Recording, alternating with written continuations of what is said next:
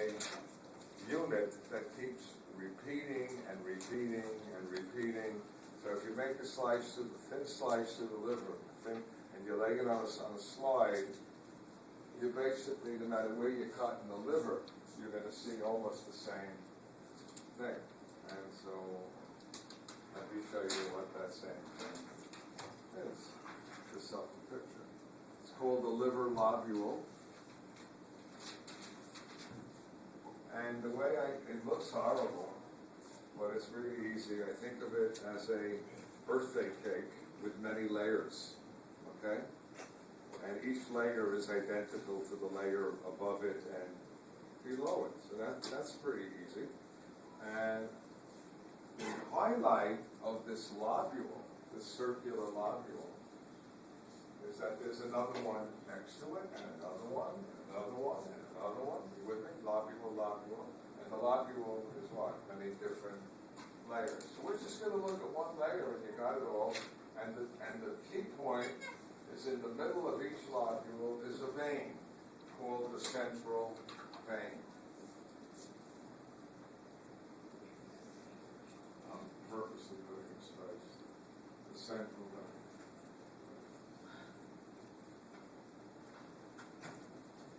Now, what's going to lead to the central vein? Small spaces that look like capillaries, but they're not. They're called sinusoids. And I'm going to do this to make life easy. If you copy this picture, it's going to be really, you don't have to do too many of these. Then I'm going to put something like this here. And this is a sinusoid.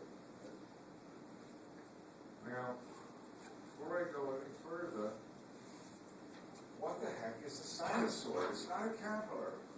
Remember, one of the characteristics of capillaries, things could enter and leave that are what? Small. Remember, proteins can't get through? But what is the liver doing? Don't write it now. We're going to do it later. The liver is making things to add to the blood like albumin, remember? Albumin comes from the liver, fibrinogen, prothrombin. In fact, listen to me, all of the proteins in your blood, with the exception of one, is made by the liver. The only proteins not made by the liver are gamma globulins. You know, antibodies, remember, they're made by the lymphocytes. You with me? So all of these cells that are lining the sinusoids, what are they doing? One of the things they're doing is making proteins. And they're making proteins that are going into the blood, because the sinusoid is blood. So one of the things these cells are doing is making proteins. That easy? Right? You'll find this really, really easy. Then, once in a while, which I'm going to come back to, you're going to see a space that doesn't lead to the central vein. Also, what? Centroid cells,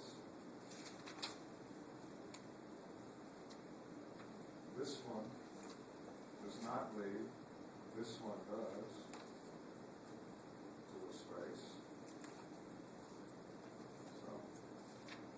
Forgive my art. This is another sinusoid. So blood is going to go into the vein, blood is going to go into the vein. But what about the space that doesn't lead? It has a dead end. This space is called a canaliculus.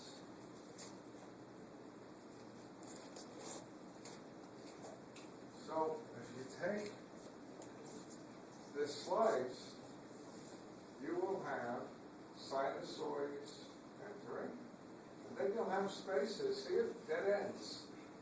Dead ends. You'll have some that are what? They don't lead. Look at this one. The space doesn't lead to the sinusoid. It's blocked. You all see that? Huh? Everybody? Everybody with me on this? This space is blood. Okay? Which space? Those are the cells. Sorry. This is a sinusoid. This is a sinusoid. Where is a canaliculus? Here's a canaliculus. Okay, here's another canaliculus. You notice that the cells that line the sinusoid, wow, are also lining the canaliculus. So these cells here and these cells here, they line both sinusoids and canaliculus. Okay? So they're dumping something on this side that they're not dumping on the sinusoid side. You all with me? You know what that thing is? Bile. Bile is dumped into the canaliculus. All right, now relax and listen to what I'm going to tell you. You're a liver. How many functions do you have? Last count over 250. So you are the most active organ in the body. Let me tell you, even when you're sleeping, your liver never sleeps. How do I know that? I could take a piece of special film called thermal film, that measures heat, because every time you're carrying on, chemical reactions and you break bonds, you release heat, and I could lay that, a big sheet over your body, and the more heat you produce, the film turns red. You with me? And you could see the liver in red, and you go, wow, when does my liver really, it takes a little rest when you're not, after you stop eating a few hours later, but it's still doing so many other things. If I lay that sheet on your muscle, when you're active during the day, it'll be what? Orangish red. At night, your muscle is kind of blue on the film, greenish. You're not using your muscles much, but your heart, which is what? Always boom, boom, boom, boom, is pretty what? Active, 24 hours a day, and so is your damn liver. All right, you over me? Now, since the liver is so active, why am I telling you this? It needs a lot of oxygen. And where does it get its oxygen from? Okay. It gets its oxygen from the hepatic artery. And the hepatic artery has branches, which lead to smaller branches, which lead, you ready? To the sinusoids. So the blood coming into the sinusoids, wait a minute, is what? Rich in oxygen, but not completely. Because you know what else comes to the liver? Which I know you forgot already. The portal vein. Remember the portal vein? Which collected blood from the splenic vein and the superior, mesenteric, and inferior. And so coming to so give me a second. This blood is what? Rich in oxygen. But also coming to the liver is the portal vein. I'm going to show it to you. Which is rich in, low in oxygen, but rich in nutrients. Why? What is the portal vein having received blood from? Remember? Superior and inferior, mesenteric and splenic. You eat a meal and you absorb food. Where does it end up going? In the portal vein. Remember, superior mesenteric vein leads to the portal vein. So, blood in the portal vein after a meal is loaded with what? Fat and sugars and everything you want, have absorbed. You all with me? Okay. Did we do absorption yet? No, we didn't do that. We're coming to that. Okay. So, what are these two bloods? Where does this blood go? Well, you mean these two bloods mix? Yep. And you see it, crappy picture, but here is a branch of the hepatic artery, and here is a branch of the portal vein, and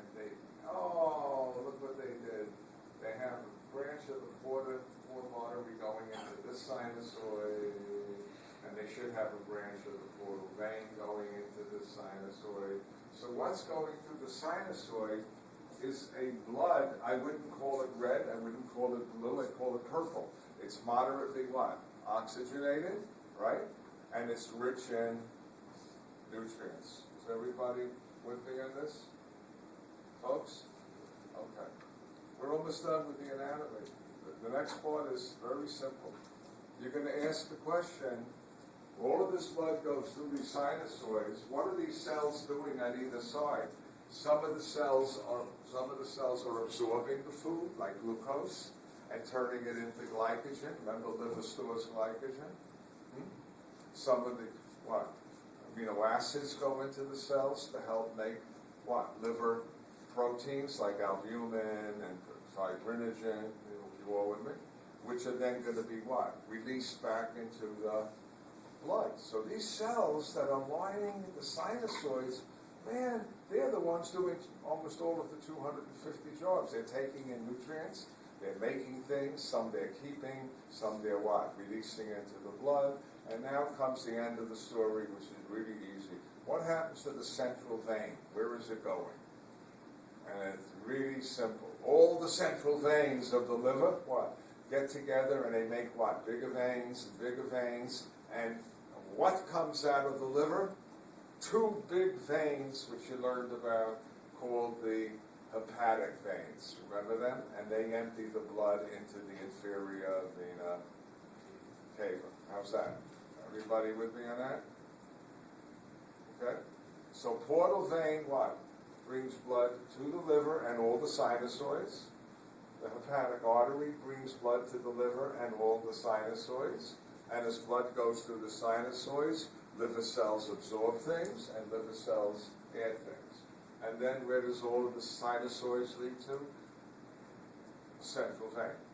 And then all the central veins come together, and you form two hepatic veins coming out of the liver, and they go into the inferior vena cava. Everybody got it? Everyone? Okay, not bad.